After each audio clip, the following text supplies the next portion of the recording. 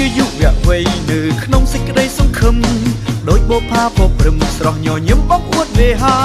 ត្រូវចេះស្រឡាញ់គ្នាមិត្តភាពត្រូវថែរក្សាប្រៀបបាននឹងគង្គាបរិសុទ្ធថ្លាស្រស់សោភាភាពជោគជ័យជីវិតស្ថិតនៅក្នុងចិត្តយើងហើយសូមអ្នកគុំប៉ុន្តែកុំបណ្ដោយទៅតាមវាសនាចេះប្រឈមការពិតការគំនិតដោះស្រាយបញ្ហាហើយអធ្យាស្រ័យគ្នានោះទើបល្អប្រទេសយើងមានប្រាសាទដែលវិហារសែនសោភាខ្មែរយើងសាមគ្គីគ្នាការពារជាតិទឹកដីយើងមានប្រាសាទអង្គរដ៏ល្បីសម្បើមក្រៃសម្បត្តិមនុស្សជាតិប្រស្រីប្របីទុកជាងគេ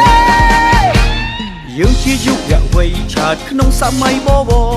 ជាពូជខ្មែរអង្គរបវរត្រូវរក្សាថែ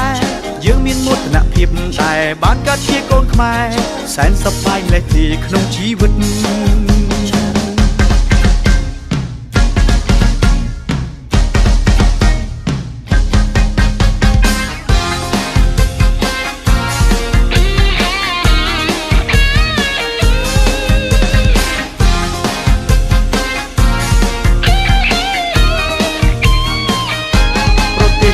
ប្រាសាទដែលវិហារសែនសោភាខ្មែរយើងសាមគ្គីគ្នាការពារជាតិទឹកដីយើងមានប្រាសាទអង្គរ